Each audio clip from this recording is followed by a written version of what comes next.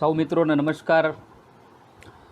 આજુબાજુ મોરના પીછા હોય તો મોર જ છે એમ શા માટે વિચારીએ? આજુબાજુ મોરના પીછા હોય તો મોર જ છે એમ શા માટે વિચારીએ?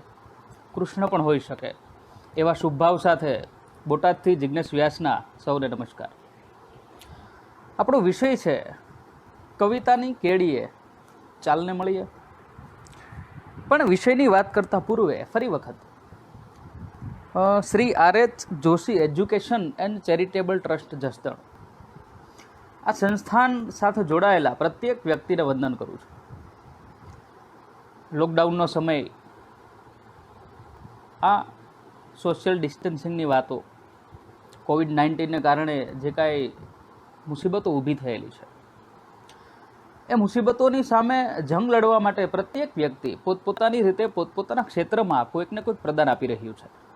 ત્યારે આ ટ્રસ્ટ જે છે એ પણ આજના આ સાંપ્રત સમયમાં ટેકનોલોજીના માધ્યમથી વિવિધ ઉમદા વ્યક્તિઓને આપણી સમક્ષ ઉપસ્થિત કરી અને જે એક ઉમદા અને રૂડું કાર્ય કરી રહ્યા છે એમને મારા સત વંદન છે। સ્વસ્થ ગુજરાત અને સાક્ષર ગુજરાતની જે વાતો છે એને ખરા અર્થમાં આ ટ્રસ્ટ ચરિતાર્થ કરી રહ્યું છે। ત્યારે હું ફરી વખત આ ટ્રસ્ટના પ્રમુખ શ્રી રાજેન્દ્રબાબુ જોશી સાહેબ, ઉપપ્રમુખ શ્રી ડૉક્ટર જનકભાઈ જોશી સાહેબ તથા આ ટ્રસ્ટના આ સંસ્થાના મેનેજિંગ ટ્રસ્ટી ડૉક્ટર શ્રી ગોપાલભાઈ જોશી સાહેબનો હૃદયથી આભાર વ્યક્ત કરું છું। પુનઃ એમના કાર્યક્રમના વધામણા સાથે આપણે જે વિષય માટે આજે મળવાના હતા એ વિષય કવિતાની કેડીએ ચાલને મળીએ, થોડાક મિત્રો ભેગા થાય ત્યાં સુધી બસ આમ જ થોડાક છૂટા શેરથી આખી વાતની શરૂઆત કરવી છે। એક સરસ કવિતા જે મને ખૂબ ગમે છે, એનાથી જ આપણી વાતનો દોર શરૂ કરીએ। ત્યાં બધા મિત્રો છે એ થોડી વારમાં ભેગા પણ થઈ જાય અને આપણા શબ્દોની સરવાણી છે એ ધીરે ધીરે વહેતી થાય કે તું હમણાંથી હસતો નથી, રડતો નથી, જાણે તું તારામાં વસતો નથી। તું હમણાંથી હસતો નથી, રડતો નથી, જાણે તું તારામાં વસતો નથી। ફૂલોને કદી અડતો નથી ને પ્રેમમાંય પડતો નથી। ફૂલોને કદી અડતો નથી અને પ્રેમમાંય પડતો નથી। ઝાકળને કદી મળતો નથી અને ટહુકાઓય સાંભળતો નથી। અરે છમછમાછમ બૂંદો આકાશેથી વરસતી હોય ત્યારે તું એમાં પલળતો નથી। તો બહાના બનાવીને રજા લે, વીતેલા દિવસોની મજા લે। ભેગા કર શેરીના બચ્ચાઓ, આંટી દે બે ચાર કંચાઓ। ફળીમાં ફંટાઈ જા, ક્યાંક સંતાઈ જા, મળી જાય તો અંચઈ ખા। તું ન કરવાનું કરતો રહે છે ને કરવાનું છે એ કરતો નથી। તું હમણાંથી હસતો નથી, રડતો નથી, જાણે તું તારામાં વસતો નથી। આ આપણી અંદર વસવાની જે વાત છે મિત્રો, આપણી અંદર જે આ વસવાની વાત છે ત્યાંથી જ કદાચ કવિતાનો જન્મ થાય છે, ત્યાંથી જ કદાચ કવિતાની સરવાણી ફૂટે છે, ત્યાંથી જ કદાચ કવિતાનો ક મંડાય છે। કહેવાનો અર્થ એ છે કે આજનો આપણો જે રૂડો વિષય છે એ રૂડા વિષય સાથે બધા મિત્રો ફરીવાર જોડાવા લાગ્યા છે। સૌ મિત્રોનું સ્વાગત છે આજના આ સરસ મજાના રૂડા એક વિષયમાં। મેં હમણાં જ કીધું એમ બધા મિત્રો થોડાક હજી જોડાય ત્યાં સુધી કેટલાક શેર, કેટલીક મનગમતી પંક્તિઓ છે એને ગણગણાવી અને આપણા વિષય તરફ ધીરે ધીરે આપણે આગળ વધશું। પુનઃ જે મિત્રો જોડાઈ રહ્યા છે એમનું હૃદયપૂર્વક સ્વાગત છે। આ ટ્રસ્ટ વતી, જિજ્ઞેશ વ્યાસ વતી એમને આવકારું છું, એમના વધામણા કરું છું। વાત કવિતાની હોય ત્યારે આપણને ખબર છે પરંપરાગત કવિતાથી લઈ અને આધુનિક કવિતા સુધી, એટલે નરસિંહ, મીરા, દયારામ, અખો છે ત્યાંથી લઈ નરસિંહ મહેતા, આમ તો આપણા આદિકવિ છે, આપણે સૌ જાણીએ છીએ તેમ કદાચ કવિતાની રૂઢી શરૂઆત ત્યાંથી થયેલી। તો પરંપરાગત કવિતાથી લઈ આધુનિક કવિતાનું પોતાનું એક મહાત્મ્ય છે। એટલે નરસિંહ મીરાથી લઈ ઉમાશંકર જોશી, રમેશ પારેખ, રાજેન્દ્ર શુક્લથી લઈ નવી પેઢીના જે કવિઓ છે અને નવી પેઢીના કવિઓથી લઈ અને નવોદિત કવિઓ સુધીની આખી જે પરંપરા કવિતામાં ચાલી છે એ ખૂબ મજા આવે એવી છે। માત્ર મારી કવિતાઓ નહીં, માત્ર મારી ગઝલો નહીં, આજે મને ગમતી કેટલાક બીજા મિત્રોની ગઝલો અને કવિતાઓની સરવાણી પણ આપની સમક્ષ મારે વહાવી છે મિત્રો। પણ હજી મિત્રો જોડાઈ રહ્યા છે, સ્વાગત છે ફરીવાર। જે મિત્રો આ કાર્યક્રમ નિહાળી રહ્યા છે એમનું અંતરથી વધામણા કરું છું, એમનું સ્વાગત કરું છું। મને જે શેર ગમે છે કેટલાક એ ચોક્કસ આપની સાથે હું શેર કરવા ઈચ્છું છું। આ કવિતાની વાત હોય અને રમેશ પારેખ ન સાંભળે તો જ નવાય। વરસાદી માહોલ બરોબર જામેલો છે, તો કેટલીક વરસાદી પંક્તિઓથી જ આખા કાર્યક્રમની શરૂઆત કરીએ આપણે કે આકળ વિકળ આંખ કાન વરસાદ ભીંજવે, હાલક ડોલક ભાન સાન વરસાદ ભીંજવે, અહીં આપણે બે અને વરસાદ ભીંજવે, મને ભીંજવે તું અને તને વરસાદ ભીંજવે. રમેશ પારેખથી આખા કાર્યક્રમનું ઉદ્ઘાટન થયું છે, ત્યારે રમેશ પારેખના ચરણોમાં મારા શતશત વંદન છે. અને વેણીભાઈ પુરોહિત સરસ પંક્તિ કહે છે વરસાદને ધ્યાનમાં રાખીને કે આજ નથી જવું કશાય કામ પર, આજ નથી જવું મારે કશાય કામ પર, અલ્યા ધીંગા વરસાદ તારા નામ પર. અને બાબુભાઈ પટેલ તો એનાથી આગળ કદાચ વધે છે કે આજ વાદળ એટલું વરસે કે તો બસ, આજ વાદળ એટલું વરસે તો બસ, 6:10ની ટ્રેન એ ચૂકે તો બસ. મિત્રો, વરસાદ ઉપર તો કેટલું લખાયું છે, આપણા લોકગીતોથી માંડી અને મેં હમણાં જ વાત કરી એમ સાંપ્રત કવિઓ અને નવોદિત કવિ મિત્રો છે, સરસ વરસાદ વિશે લખી રહ્યા છે. પણ રમેશ પારેખ સાહેબની તો વાત જ ઓર છે. આજ વરસાદ નથી એમ ન કહેવાય રમેશ, એમ કહીએ કે આપણે ભીના ન થયા અને પાણીના ટીપે ઘાસમાં જઈએ. શોભિત દેસાઈજીની એક સરસ રચના, એક સરસ શેર છે કે પાણીના ટીપે ઘાસમાં જઈએ, ચાલ કોઈ પ્રવાસમાં જઈએ. પાણીના ટીપે ઘાસમાં જઈએ, ચાલ કોઈ પ્રવાસમાં જઈએ, અને પહેલી વર્ષામાં એક થઈને પછી, અને પહેલી વર્ષામાં એક થઈને પછી માટીના ભીના શ્વાસમાં જઈએ, અને ચાલને ભેરું નાહવાને, ચાલને ભેરું નાહવાને વરસાદની મોસમ છે. ધરતી સાથે વાદળના સંવાદની મોસમ છે, ધરતી સાથે વાદળના આ સંવાદની મોસમ છે.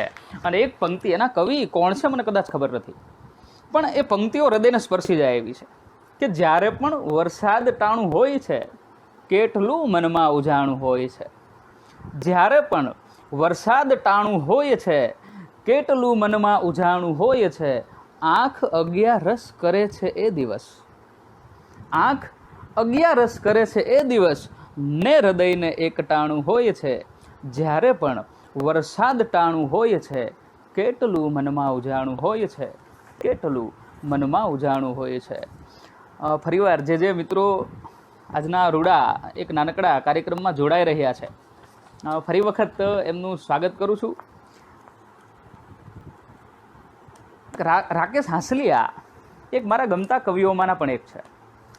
કેટલું સરસ વાત એ લખે છે કે ટેરવા બેભાન થતા જાય છે, તોય આ લેશન ક્યાં પૂરું થાય છે.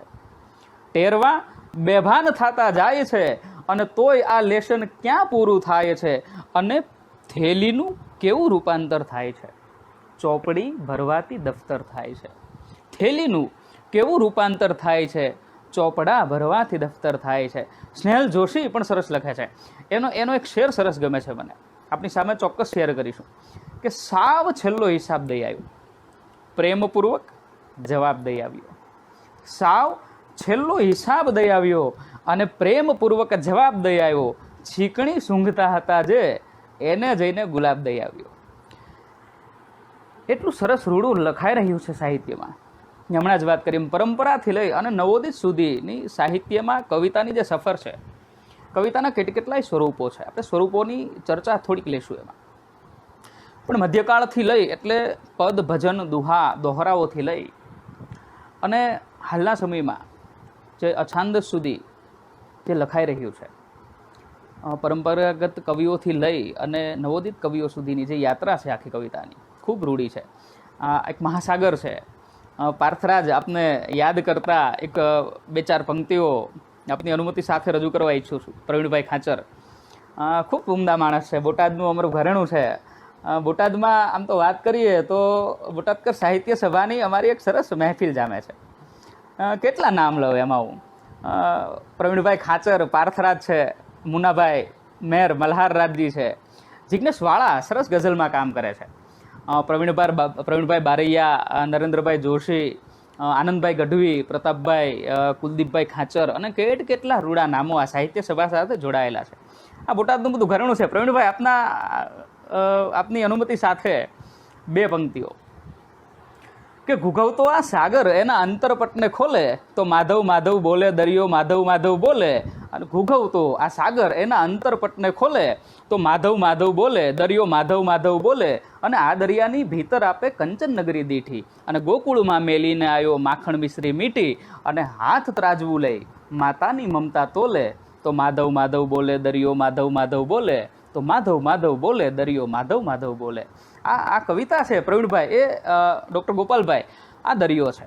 આ દરિયામાં જેટલા કૂદકા મારી એટલું ઓછું છે. બસ આપણે તો એક તરવૈયો અથવા કહી શકાય કે એક મરજીવિયાનું કામ એની સાથે જોડાય અને કરવાનું છે. મેં કીધું બધા મિત્રો વારાફરતી જોડાઈ રહ્યા છે, પણ હરજીવન દાફડાનો એક શેર સરસ યાદ આવે છે કે શબ્દોમાં એ ભાત ન આવી અને કરવીતી એ વાત ન આવી. શબ્દોમાં એ ભાત ન આવી, કરવીતી એ વાત ન આવી, ખોટામાં એક માણસ આવ્યો એની કોઈ જાત ન આવી. આ કવિતા છે મિત્રો. કવિતાનો કવિ એનું કલેવર એને જ્યારે ઘડતો હોય છે, જ્યારે એની અંદરથી એની સરવાણીઓ ફૂટતી હોય છે. આમ તો ઘણા બધા મિત્રો એવું માનતા હોય છે, કહેતા હોય છે કે કવિ જન્મે છે, બની નથી શકાતું. તો થોડીક વાત અહીં કવિતાના સ્વરૂપ વિશે, તો સ્વરૂપમાં બહુ, પણ થોડીક વાતો. મને એક વ્યાખ્યા કવિતાની બહુ ગમે છે. ટૂંકી ટચુકડી વ્યાખ્યા છે કે કાનને ગમે તે કવિતા. મિત્રો આમાં કદાચ છંદ, એનું બંધારણ, આરો અવરો લય એ આ વ્યાખ્યામાં આવશે કે કેમ ખબર નથી, પણ કેટલી સરસ વ્યાખ્યા છે. કાનને ગમે તે કવિતા. અને હું માનું છું ત્યાં સુધી, અનામ તો હોય જ, માનવાની ક્યાં જરૂર છે મિત્રો, કે કવિતા છે નહીં સહજ સાધ્ય છે, પ્રયત્ન સાધ્ય નથી. કવિતા ક્યાંથી ઉગે છે, કેમ લખાય છે? હું તો હજી નવોદિતોની વ્યાખ્યામાં આવું છું, કદાચ પીઢારું કે મંજાયેલો કવિ તો નથી, પણ આ ઉંમરે અથવા કવિતાના ક્ષેત્રમાં ગીતો ઉપર હાલ કામ કરું છું ત્યારે એટલી વસ્તુ તો મને સમજાય છે કે લાગણી, સંવેદનાઓ, ઉર્મિઓ, ભાવનાઓ, મનના તરંગો, કલ્પનાઓ, આ બધું કેટલું સંયોજિત થઈ અને કવિતા બનતી હોય છે. યોગ્ય શબ્દો પાસે ધાર્યું કામ કરાવી શકીએ ત્યારે કદાચ કવિતાનું નિર્માણ થતું હોય છે. અને કવિતામાં સાહજિકતા અને સાદગી છતાં જીવનના કેટલાક તથ્યો અને સત્યો છુપાયેલા હોય છે. તો કવિતા ફરીવાર સહજ સાધ્ય છે, એ પ્રયત્ન સાધ્ય નથી.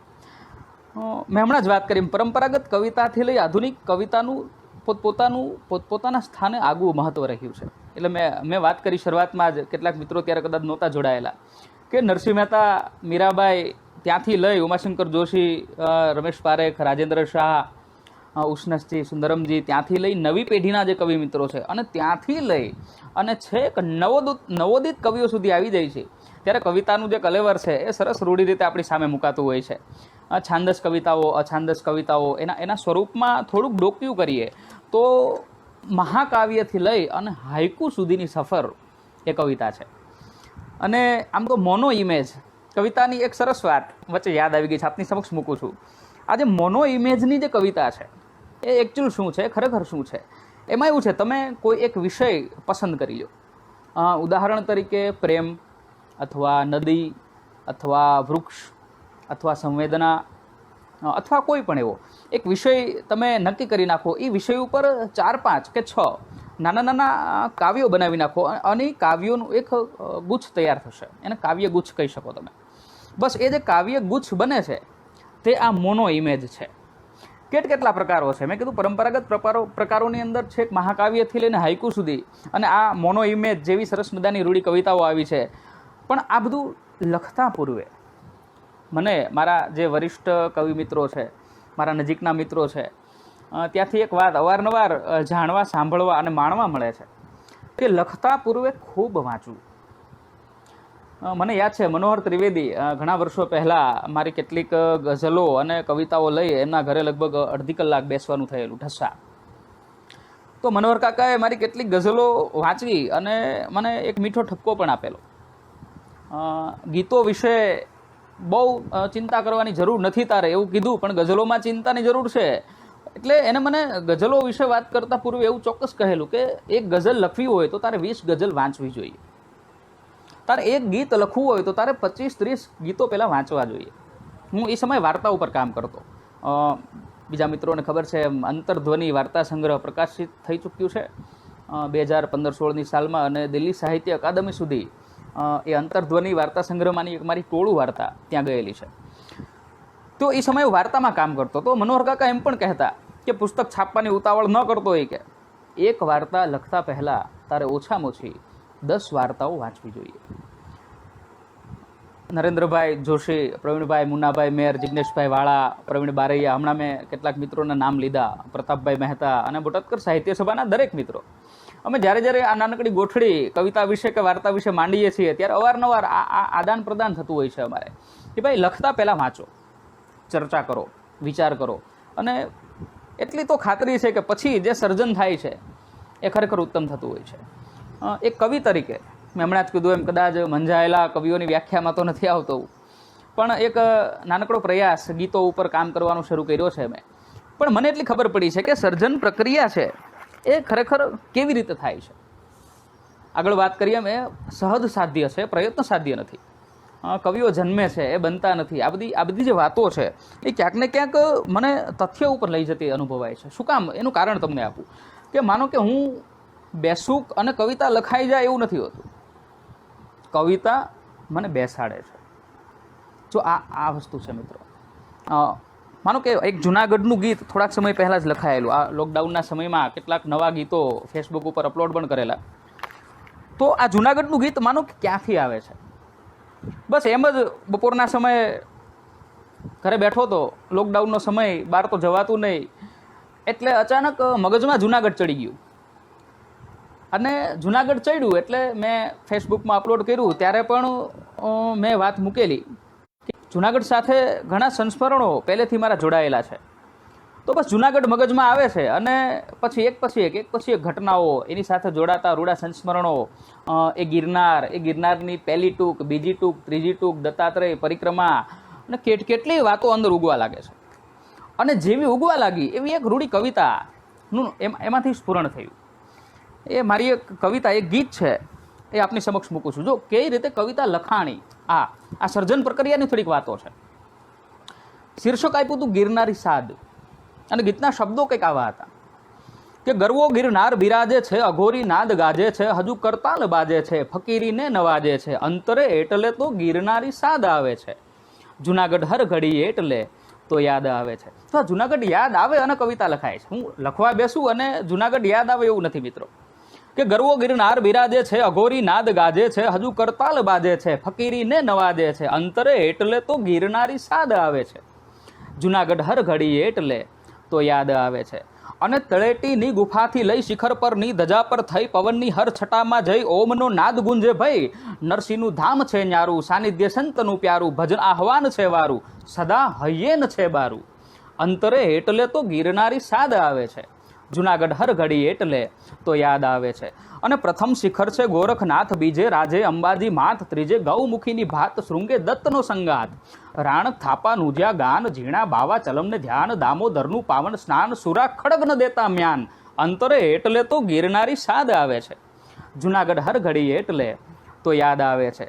અને ભવનાથે મેળે જન્નરત ઓલિયા મસ્તીમાં, જ્યાં છે મત પરિક્રમાનું વહેતું, જ્યાંથી સત લાગે બમ બમ ભોલે નિલત, રૈવર્તક નામ છે ધારી, ઘટાગીરી માળ છે ન્યારી, બજાવત ડમલું અલગારી, હર હર હર નાદ ગિરનારી, અંતરે એટલે તો ગિરનારી સાદ આવે છે, જુનાગઢ હર ઘડી એટલે તો યાદ આવે છે. અને છેલ્લો અંતરો આવો છે કે નમુ શતવાર હે ગિરનાર, તું મુક્તિ દ્વાર છો ગિરનાર, તું જ કીર્તાર હો ગિરનાર ને તારણ હાર તું ગિરનાર, અલખ નિરંજન કેરો સાદ, ફુકાતી ચલમને ઘેરો નાદ, લખ 84 કરતો યાદ થાવ હું મુજથી મુજમાં બાદ, અંતરે એટલે તો ગિરનારી સાદ આવે છે, જુનાગઢ હર ઘડી એટલે તો યાદ આવે છે. મિત્રો આ વાત મૂળ ચાલે છે સર્જન પ્રક્રિયાની.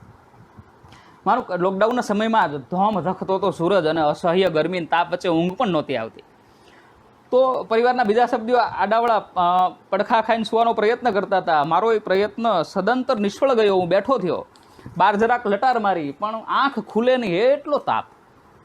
મિત્રો અહીંયાથી આ કવિતાનો જન્મ થાય છે, અહીંયાથી કવિતા જન્મ લે છે. અહીંયાથી ભલે બહાર અસહ્ય તાપ વરસે છે, ચામડી દાજી જાય છે, પણ હૃદયમાં તો કવિતાની કંઈક સરવાણી ફૂટી જાય છે. એ સરવાણી કંઈક આવી હતી. શીર્ષક છે જરા હળવારીઓને.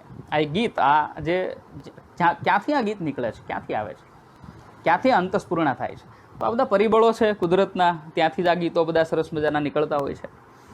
કે ધોમ ધખેલા સૂરજને કોઈ કહી દેજો કે આજ સવારે આંગણિયામાં રોપાયેલું નાનું એવું હે ગુલમોહર. ધોમ ધખેલા સૂરજને કોઈ કહી દેજો કે આજ સવારે આંગણિયામાં રોપાયેલું બાળક જેવું એક ગુલમોહર એને જોઈ જોઈ કહે છે.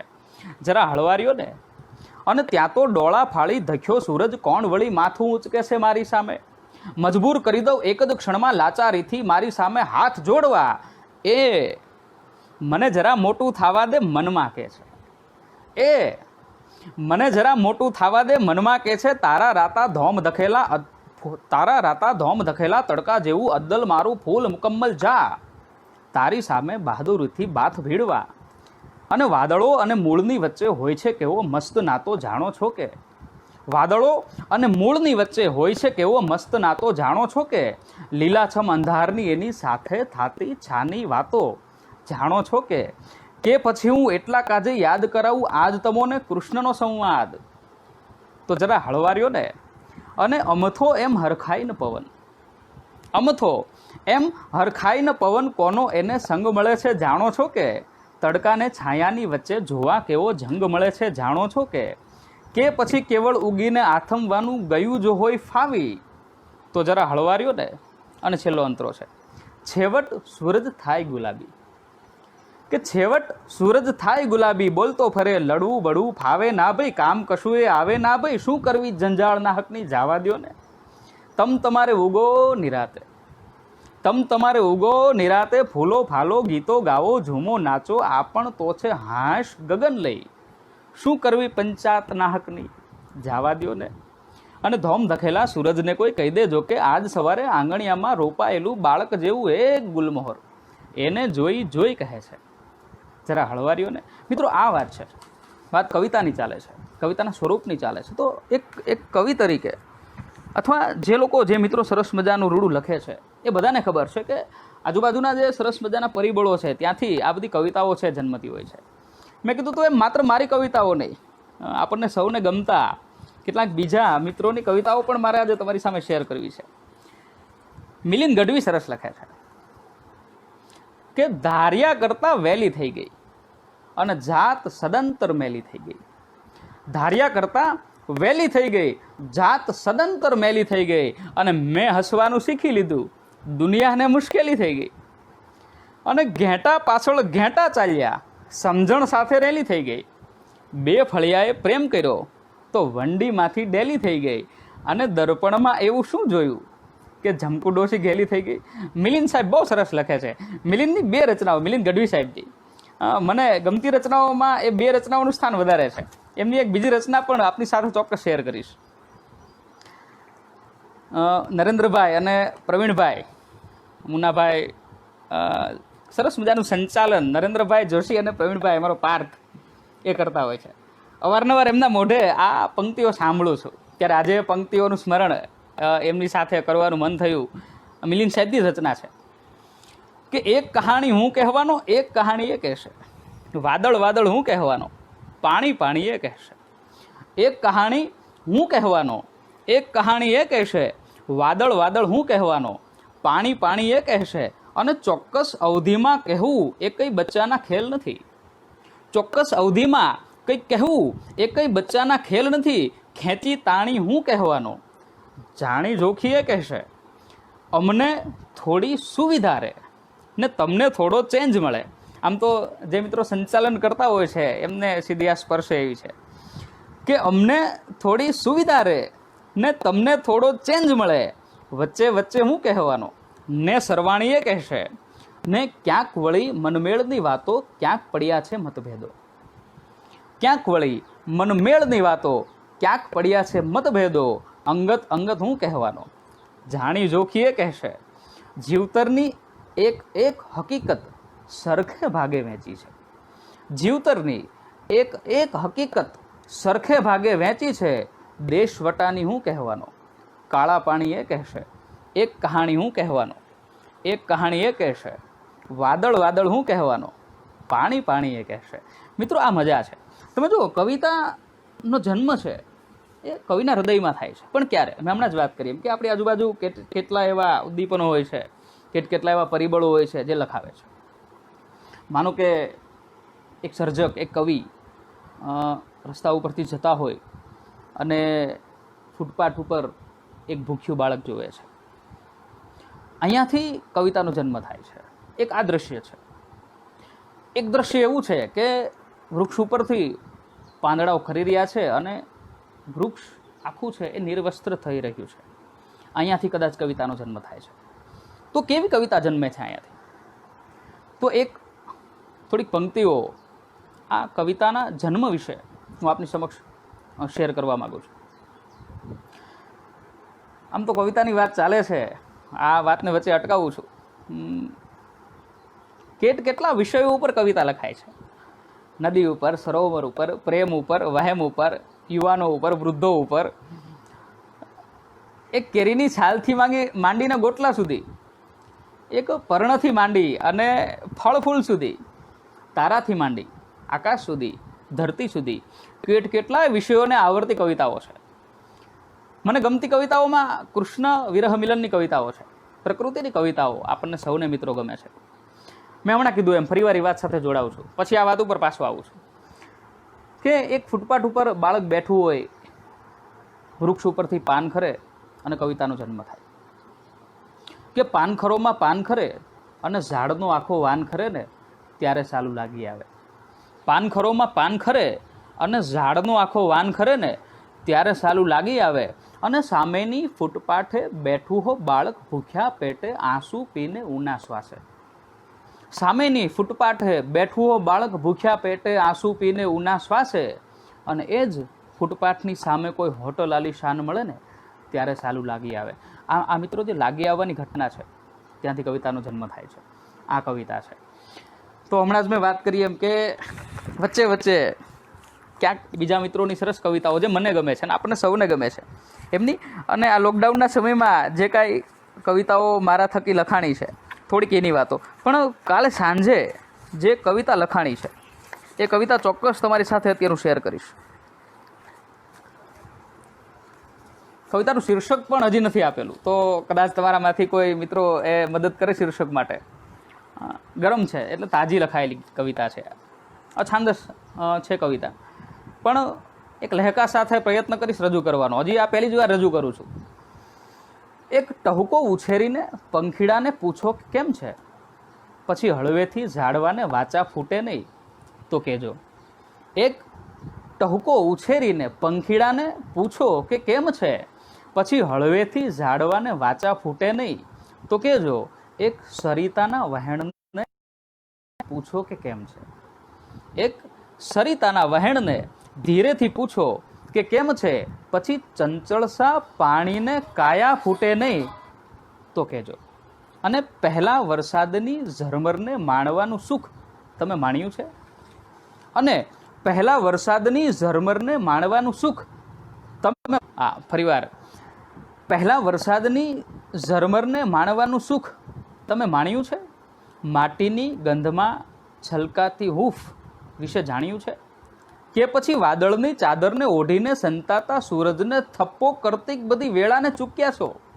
જો હા તો નીકળો બહાર જરા, મહિનો અષાઢ છે, પછી ભીતરનું બાળક પિંજરથી છૂટે નહીં તો કહેજો. એક ટહુકો ઉછેરીને પંખીડાને પૂછો કે કેમ છે, પછી હળવેથી ઝાડવાને વાચા ફૂટે નહીં તો કહેજો.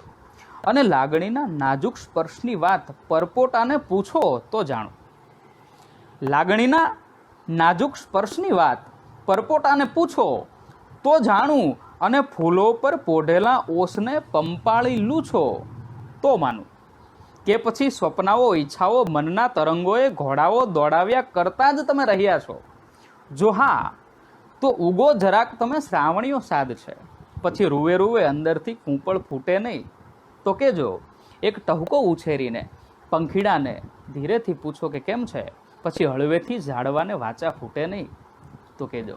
એટલે કહેવાનો અર્થ એ છે મિત્રો કે આ જે કવિતાની સરવાણી છે, આ કવિતા ક્યાંથી જન્મે છે, ક્યાંથી ઉદ્ભવે છે. શરૂઆતમાં જ મેં એના સ્વરૂપની થોડીક તમારી સાથે વાત કરી કે એનું કલેવર છે, એનું પોતાનું બંધારણ છે, એમાં છંદો છે, એમાં ઉર્મિઓ છે, એમાં લાગણીઓ છે, એમાં કલ્પનો છે, એમાં તરંગો છે. આ બધું કેટલું સંયોજિત થઈ અને પછી કવિતા એ સ્ફૂર્તિ હોય છે અથવા કવિતા લખાતી હોય છે. છાંદસ અને અછાંદસ કવિતાની થોડીક વાત કરીએ તો સાહિત્યમાં સામાન્ય રીતે અછાંદસ કરતાં છાંદસ કવિતાનું પોતાનું એક આગવું સ્થાન છે. છાંદસ કવિતાનું એટલે અછાંદસ કવિતાનું સ્થાન નથી મિત્રો, એવું નથી કહેવા માગતો. પણ જ્યારે બે વિભાગ પડે છે છાંદસ અને અછાંદસનો, તો મારી શરૂઆતની જે ગઝલો છે એ બધી મોટા ભાગે અછાંદસ રહી છે. કારણ કે હમણાં સુધી છંદમાં લખવામાં ખાસી તકલીફ પડેલી. મિત્ર જિગ્નેશ વાળાએ ઘણી બધી મદદ એમાં કરેલી. છંદમાં લખવા માટે એક સરસ આયામ સુધી મને પહોંચાડવાનો પ્રયત્ન કર્યો. જિગ્નેશ વાળાનો અત્યારે આભાર માનું છું. પ્રવીણભાઈ પણ અવારનવાર, નરેન્દ્રભાઈ, મુન્નાભાઈ બધા છંદમાં લખવાનો આગ્રહ કરતા હોય છે, પણ અત્યારે લખાય છે. પણ શરૂઆતમાં અછાંદસ રચનાઓથી મેં કવિતાની કે ગઝલોની શરૂઆત કરેલી. એનું એક મજકૂર આપની સામે રજૂ કરું છું.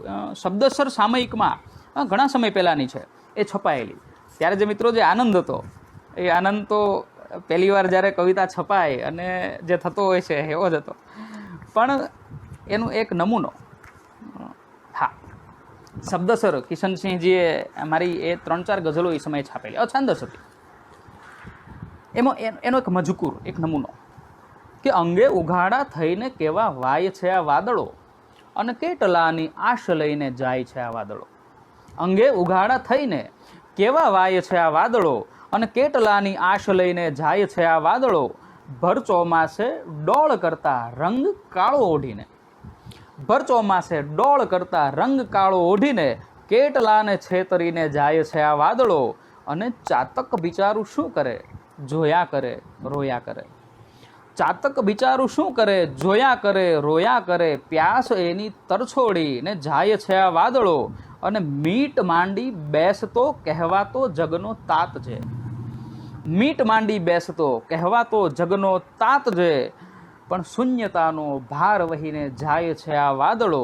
અને નાહક ટહુકાઓ હે મયુર તું હવે છેડીશ નહીં. નાહક ટહુકાઓ હે મયુર તું હવે છેડીશ નહીં. બહેરાપણાનો રોગ લઈને જાય છે આ વાદળો. અને વાદળ શું કરે છે, શામ ઘેલો થઈને તું. વાદળ શું કરે છે, શામ ઘેલો થઈને તું. દોરંગી આભાસ લઈને જાય છે આ વાદળો. અંગે ઉગાડા થઈને કેવા વાય છે આ વાદળો. અને કેટલાની આશ લઈને જાય છે આ વાદળો. આ અછાંદસ રચના છે મિત્રો. એટલે શરૂઆતમાં જ્યારે લખવાનો એક પ્રયત્ન થયેલો ત્યારે આવી બધી અછાંદસ રચનાઓ સામે આવેલી. મેં હમણાં જ વાત કરી એમ કે મારી રચનાઓની સાથે મને ગમતા કેટલાક કવિ મિત્રો છે જે આમય મારી નજીક છે અને આમ પણ નજીક છે. તો એમની રચનાઓ પણ ચોક્કસ તમારી સામે મૂકીશ. હમણાં મેં મિલિંદ સાહેબની 2 રચનાઓની વાત તમારી સામે કરી. અનિલ ચાવડા એક સરસ લખે છે. અનિલ ચાવડાની બધી રચનાઓ આમ તો રૂડી હોય છે, મમળાવી ગમે એવી હોય છે. તો અત્યારે અનિલ ચાવડાને પણ યાદ કરું છું. એની એક સરસ મજાની રચના આમ તો ખૂબ પ્રસિદ્ધ થયેલી છે, કદાચ આપે માણી પણ હશે, પણ આજે ફરીવાર મારા મોઢે જરાક ફરીવાર એને મમળાવીએ. સરસ લખે છે અનિલ ચાવડા કે આંખો ઉપર ચશ્મા ઉપર દ્રશ્યો ઉપર ઘટના ઉપર બીજું કંઈ પણ ઘણું બધું છે. કે આંખો ઉપર ચશ્મા ઉપર દ્રશ્યો ઉપર ઘટના ઉપર બીજું કંઈ પણ ઘણું બધું છે ને ઘણું બધું છે કૈદી દાની ઘણી બધી ભ્રમણા ઉપર બીજું કંઈ પણ ઘણું બધું છે. આંખો ઉપર ચશ્મા ઉપર દ્રશ્યો ઉપર ઘટના ઉપર બીજું કંઈ પણ ઘણું બધું છે ને ઘણું બધું છે કૈદી દાની ભ્રમણા ઉપર બીજું કંઈ પણ ઘણું બધું છે. અને આમ જુઓ તો પ્રત્યેક માણસ સંવેદનની હરતી ફરતી થપ્પી નહીં તો બીજું શું છે. આમ જુઓ તો પ્રત્યેક માણસ સંવેદનની હરતી ફરતી થપ્પી નહીં તો બીજું શું છે. ડૂમા ઉપર ડુસકા ઉપર હિપકા ઉપર સપના ઉપર બીજું કંઈ પણ ઘણું બધું છે. અને કોક દિવસ તો તમે ચૂલો સળગ્યો દીવો પ્રગટ્યો જોત ઝળહળી એ વાતોને મહત્વ આપો. અને કોક દિવસ તો તમે ચૂલો સળગ્યો દીવો પ્રગટ્યો જોત ઝળહળી એ વાતોને મહત્વ આપો. દરેક વખતે ઘર સળગ્યાની વાત ન માંડો તણખા ઉપર બીજું કંઈ પણ ઘણું બધું છે. અને આંખો ઉપર ચશ્મા ઉપર દ્રશ્યો ઉપર ઘટના ઉપર બીજું કંઈ પણ ઘણું બધું છે. અને ઘણું બધું છે કૈદી ધાની ઘણી બધી ભ્રમણા ઉપર બીજું કંઈ પણ ઘણું બધું છે. સરસ લખ્યા છે અનિલ ચાવડા. બોટાદકર સાહિત્ય સભામાં શરૂઆતમાં જ એમને બોલાવેલા. એના 1-2 શેર પણ બહુ સરસ છે. આમ તો સંચાલક મિત્રોને લાગુ પડે છે જે લોકો સંચાલન કરતા હોય છે. અને અનિલ ચાવડા પણ ઘણીવાર એ શેર ખચકાટ સાથે કહે છે. જરાક સીધો શેર તમારી સામે રજૂ કરું છું કે તું પહોંચાડ અમને કોઈ એવા ઢાળની લગોલગ. તું પહોંચાડ અમને કોઈ એવા ઢાળની લગોલગ ગબડી શકાય મનગમતી ઘટમાળની લગોલગ. તું પહોંચાડ અમને કોઈ એવા ઢાળની લગોલગ, ગબડી શકાય મનગમતી ઘટમાળની લગોલગ, અને એણે જે રીતથી કર્યા છે વખાણ મારા, અને એને જે રીતથી કર્યા છે વખાણ મારા, એ ગાળતો નથી પણ છે ગાળની લગોલગ. એટલે ખાલી અમસ્તા વચ્ચે અનિલ ચાવડાની વાત આવી એટલે અનિલ ચાવડાનો આ સરસ મજાનો એક શેર યાદ આવી ગયો છે. સ્નેહલ જોશી પણ સરસ કામ કરે છે કવિતા અને ગઝલો ઉપર. મારી પાસે એમની પણ એક રચના છે, તો એ પણ આપની સાથે ચોક્કસ શેર કરીશું. શું અપેક્ષા રાખવી વિશ્વાસની, જે નથી કિંમત સમજ્યા શ્વાસની. ગઝલ છે. શું અપેક્ષા રાખવી વિશ્વાસની, જે નથી કિંમત સમજ્યા શ્વાસની, અને એ બધા તળિયા વગરના નીકળ્યા, વાત જે કરતા હતા આકાશની, અને કેમના ઉલ્લેખ મારો હોય ત્યાં, ચોપડી એ તો હતી ઇતિહાસની. આપના અસ્તિત્વથી છું મૂલ્યવાન, આપના અસ્તિત્વથી છું મૂલ્યવાન, શાખ ઝાકળથી વધે છે ઘાસની, અને એ હુકમનું પાનું આમાં ક્યાં હોય, જિંદગી આ ક્યાં રમત છે તાસની. શું અપેક્ષા રાખવી વિશ્વાસની, જે નથી કિંમત સમજ્યા શ્વાસની. જે મિત્રો કવિતા ઉપર આ નવોદિત મિત્રોની વાત છે, મંજાયેલા છે એમની નહીં, એ તો પોતાની રીતે સરસ કામ કરે છે.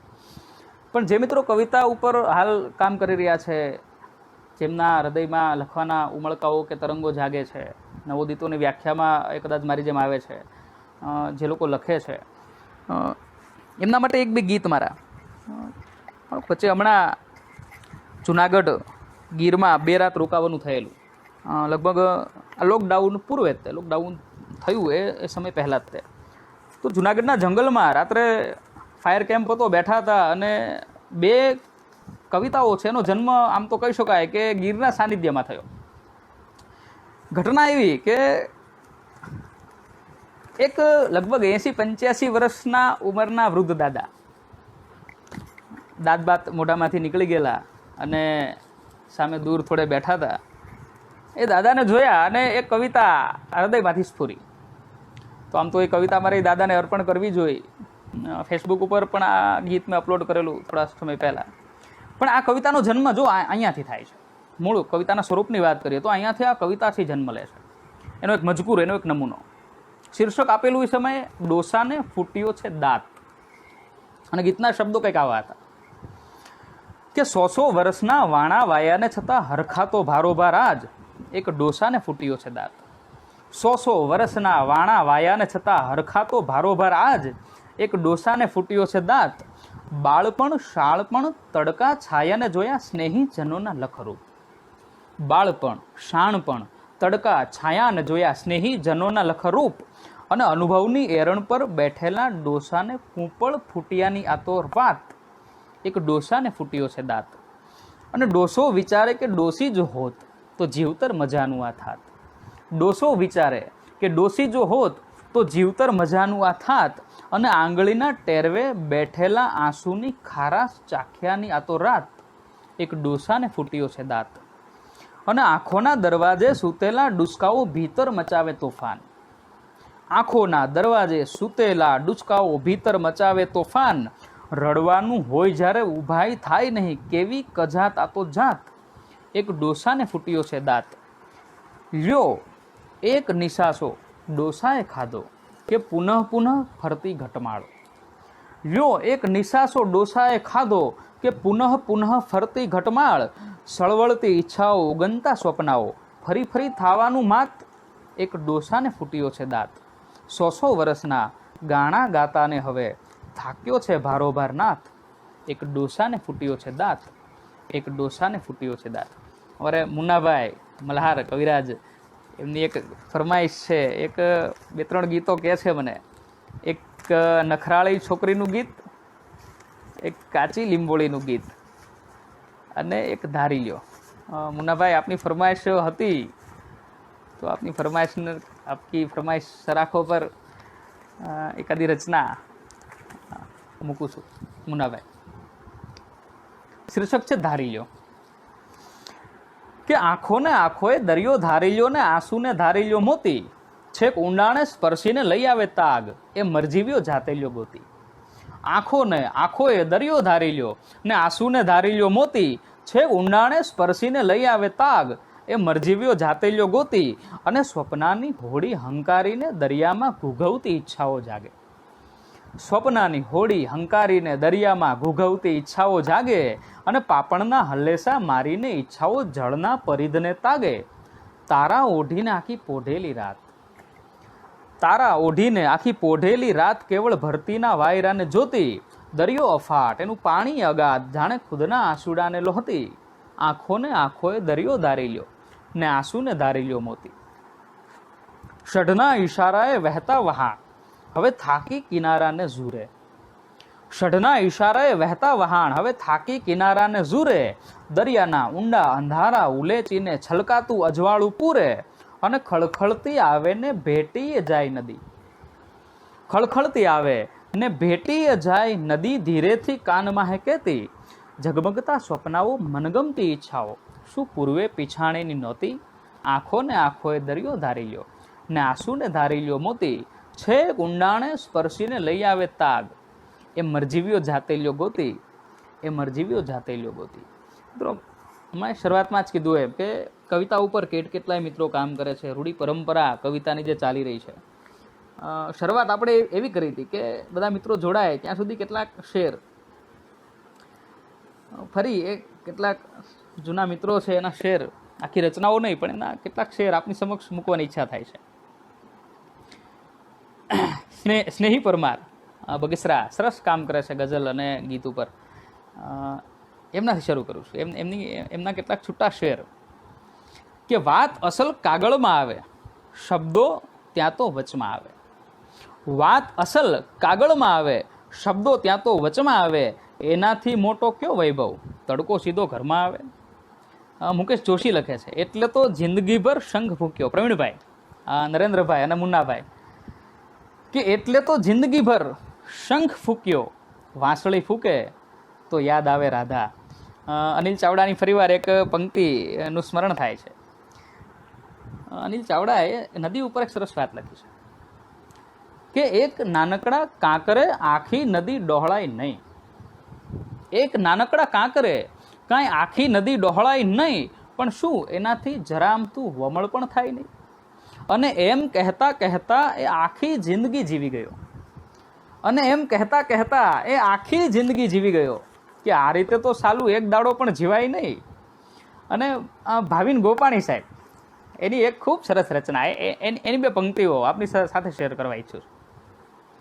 ભાવિન ગોપાણી મજાના કવિ છે કે મને કંઠસ્થ છે નકશો, તમે પૂછો તો કહું ને, મને કંઠસ્થ છે નકશો, તમે પૂછો તો કહું ને, અને તમારો મિત્ર આ પહેલા રહી ચૂક્યો છે મારો મિત્ર, અને તમારો મિત્ર આ પહેલા રહી ચૂક્યો છે મારો મિત્ર, એ ક્યાં સુધી રહેશે સખણો, તમે પૂછો તો કહું ને. અને જો ઝંખના મરી જશે તો વાર્તા પતી જશે, અને જો ઝંખના મરી જશે તો વાર્તા પતી જશે, અને જીવ ઝળહળી જશે તો વાર્તા પતી જશે. જો ઝંખના મરી જશે તો વાર્તા પતી જશે, અને જીવ ઝળહળી જશે તો વાર્તા પતી જશે.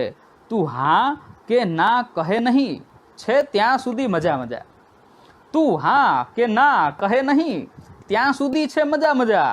જવાબ જો મળી જશે તો વાર્તા પતી જશે, ઝંખના મરી જશે તો વાર્તા પતી જશે, અને આ જીવ જળહળી જશે તો વાર્તા પતી જશે. આમ તો ગુજરાતી સાહિત્ય અને ગુજરાતી ભાષાની એની પોતાની એક લહેજત છે, એની એક મજા છે. આપણે સામાન્ય રીતે શ્લેષ અલંકાર, યમક અલંકાર વિશે જો વાત કરીએ તો અનિલ ચાવડાની ફરીવાર એક બે પંક્તિઓ લઉં છું. ગુજરાતી ભાષાની મજા મિત્રો ત્યાં છે. એ લખે કે હળવે હળવે મંદિરિયામાં હરજી આવે ના આવે, હળવે હળવે મંદિરિયામાં હરજી આવે ના આવે, તૂટી ગયેલા શ્વાસ સાંધવા દરજી આવે ના આવે. હવે મિત્રો જો આ રચનાને આમ પણ રજૂ કરી શકાય, આ ગુજરાતી ભાષાની આ મજા છે કે હળવે હળવે મંદિરિયામાં હરજી આવે ના આવે, અને તૂટી ગયેલા શ્વાસ સાંધવા દરજી આવે ના આવે ને નવું મંદિર ચણિયાની જાહેરાતો દો છાપામાં, તો બાયોડેટા લઈ ઈશ્વરની અરજી આવે ના આવે? આ મજા છે, આ ગુજરાતી ભાષાની આખી જે મજા છે આ છે. મિસ્કિન સાહેબ યાદ આવે છે, રાજેશ મિસ્કિન, કે ઓરડામાં એકાદ ચિત્ર હોય પૂરતું છે, જીવનમાં એક મિત્ર હોય પૂરતું છે. ઓરડામાં એકાદ ચિત્ર હોય પૂરતું છે, અને જીવનમાં એક મિત્ર હોય પૂરતું છે. અને લંબાવો હાથ ભલે હો મેલો ઘેલો, તમે લંબાવો હાથ ભલે હો મેલો ઘેલો, માણસ ભીતરથી પવિત્ર હોય પૂરતું છે. આ મજા છે, આ સાહિત્ય છે, આ ગીત છે, આ ગઝલ છે, આ કવિતા છે. તમારી લાગણીઓ, ભાવનાઓ, ઉર્મિઓ છે, એનામાં વેગ મળે છે, એનામાં વાંચા મળે છે. ઘણીવાર તમે પ્રત્યક્ષ કે સીધી રીતે જે વસ્તુ નથી કહી શકતા, એ ઘણીવાર મને લાગે છે આ ગીત, ગઝલ અને કવિતાના માધ્યમથી મોઢામોઢ કહી શકો છો.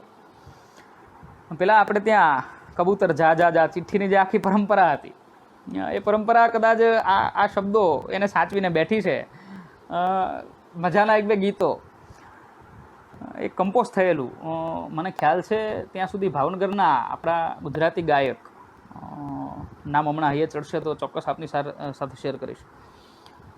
એમણે સરસ એક ગીતને કમ્પોઝ કરેલું કે સામેની બારીમાં દેખાતી છોકરીની માનતાઓ માની અંબાજીમાં, સામેની બારીમાં દેખાતી છોકરીની માનતાઓ માની અંબાજીમાં, વીણેલા ચૂંટેલા મનખાના સ્વપ્નાઓ મૂક્યા બજારે હરાજીમાં.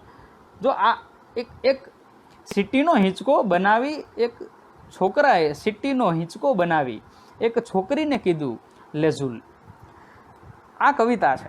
મેં કીધું ને કે ઘણીવાર જે વાત આપણે મોઢામોઢ આમ ન કરી શકીએ, તો આ ગીતો કવિતાના માધ્યમથી કદાચ એ ભાવકો સુધી અથવા સામેના પાત્ર સુધી જ્યાં પહોંચાડવી છે ત્યાં પહોંચી જતી હોય છે. આ વાત કરતો તો મિત્રો ત્યારે એક સરસ વાત, મને એક કેટલીક પંક્તિઓ સરસ સ્મરણ ઉપર ચડી છે, રાકેશ હાંસલિયા સાહેબની છે. માં એક એવું પાત્ર છે, એના વિશે તો આમ તો વાત કરવા બેસીએ તો દિવસોના દિવસો વ્યા જાય, પણ સીધી રાકેશ સાહેબની બે ચાર પંક્તિઓ માં ઉપર કેટલું ઉમદા લખાણ, કેટલા ઊંચ વિચાર એમના છે, સીધી સ્પર્શી જાય છે. અને એટલે જ કદાચ એને કંડારવાનું મન થાય છે, એને યાદ રાખવાનું મન થાય છે કે આહમાંથી અવતરેલી હોય છે અને એ ગઝલ અભરે ભરેલી હોય છે. આહમાંથી અવતરેલી હોય છે એ ગઝલ અભરે ભરેલી હોય છે, અને બાળકોની આંખ વાંચે કડકડાટ, માં ભલે ઓછું ભણેલી હોય છે.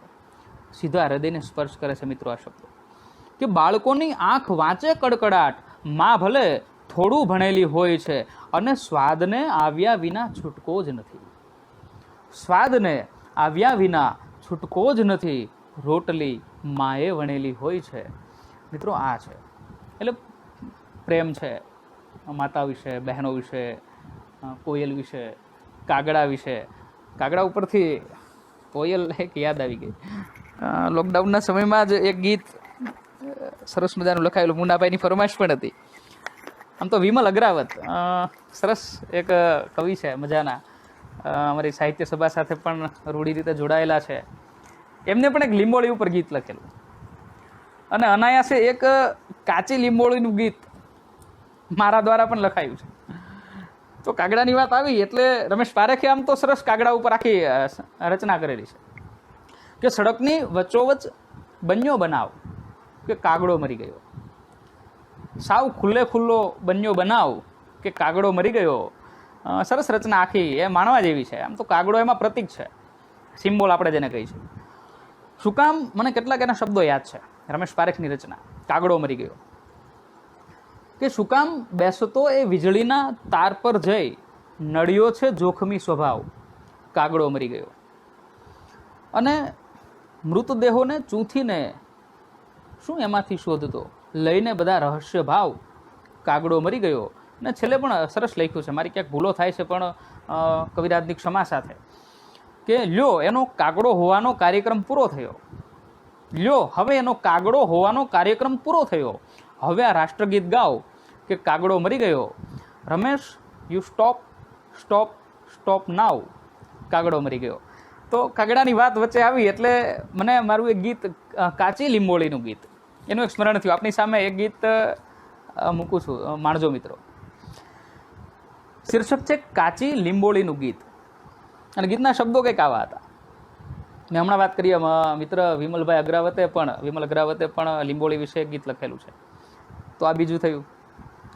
એક કાચી લીંબોળી જરા પાકી શું ગઈ, એક કાગડો હરખમાં ગાય છે.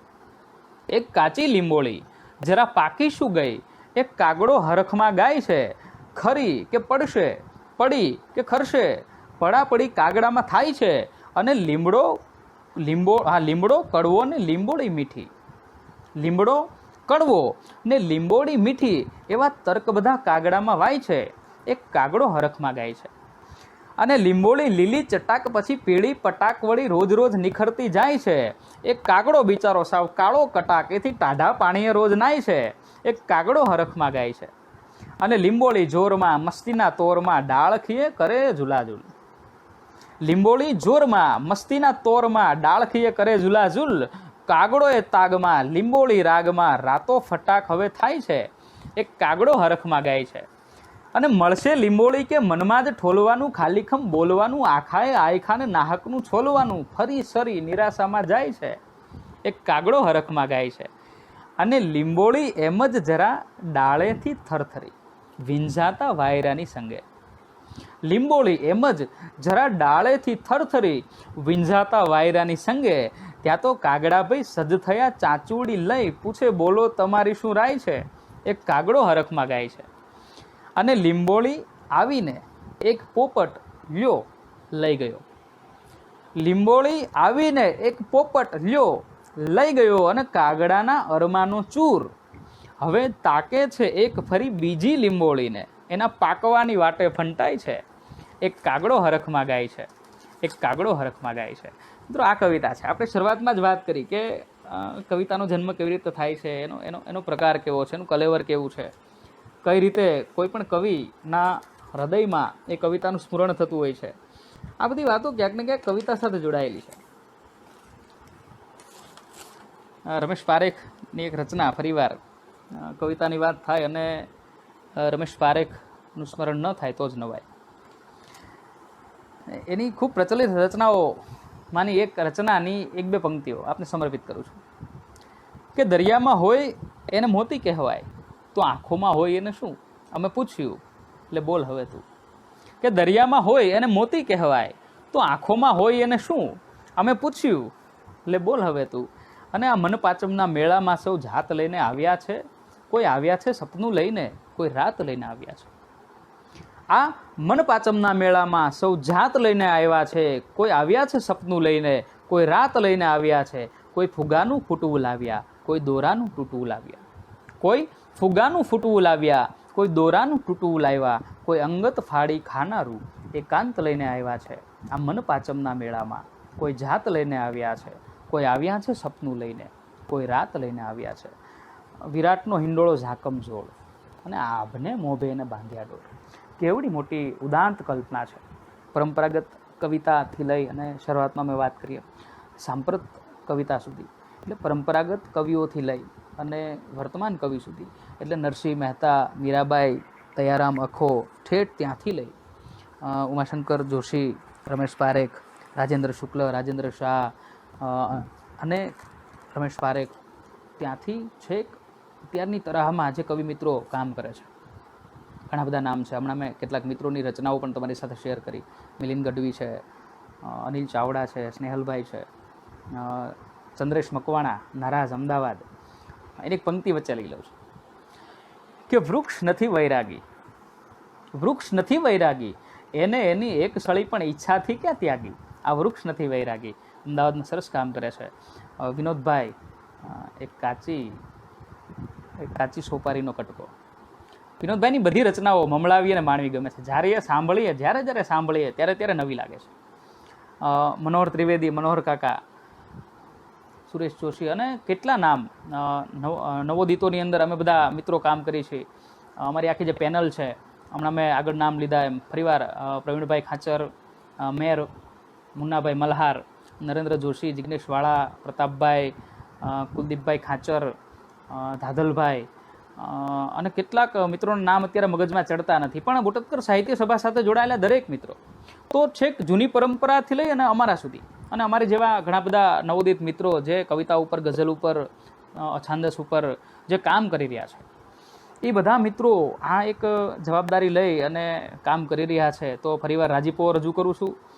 કવિતાની સરવાણીની વાત જે મિત્રો શરૂ થયેલી, એ સરવાણીને સમયના થોડાક બંધનો આપણી સાથે જોડાયેલા છે, તો ફરીવાર જ્યારે મળવાનું થશે ત્યારે ફરીવાર થોડીક કવિતાની વાતો લઈ અને આપણે ચોક્કસ આ ફેસબુક પેજ ઉપર ફરીવાર તક મળશે ત્યારે ફરી કંઈક આવો નાનકડો એક કાર્યક્રમ કવિતાનો રાખવાનો પ્રયત્ન કરીશું. આપણે એમના પ્રમુખશ્રીને વિનંતી કરીશું કે જે વાતો ઘણી બધી છે કવિતાની વાતો, પણ આજે જે કંઈ થોડીક વાતો થઈ છે એ વાતોના સાર સ્વરૂપે ફરીવાર કે ટુકડા સ્વરૂપે મળે છે બધું, એ બધું ક્યાં સોયથી સંધાય છે.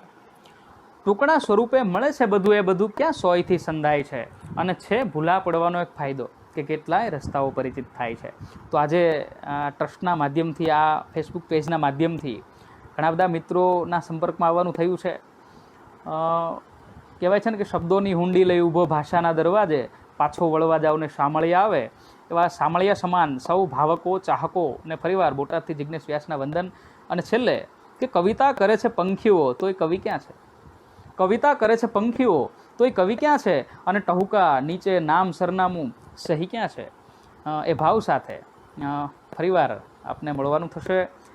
આપે આજે જે આપનો અમૂલ્ય સમય લઈ અને એકાદ કલાક મને જે સાંભળ્યો છે, જે કાંઈ થોડી ઘણી વાતો વિશે, કવિતા વિશે મને ખબર હતી, એને આ કક્ષાએથી સામર્થ્ય તો નથી પણ ન્યાય આપવાનો થોડો પ્રયત્ન થયો છે. તો ફરીવાર આપનો સૌનો આભારી રહીશ. ફરીવાર આ ટ્રસ્ટ સાથે જોડાયેલા એમના મેનેજિંગ ટ્રસ્ટી, પ્રમુખશ્રી, ઉપપ્રમુખશ્રીનો હૃદયપૂર્વક આભાર વ્યક્ત કરું છું. ફરીવાર જો તક મળશે તો કવિતાની ઘણી બધી વાતો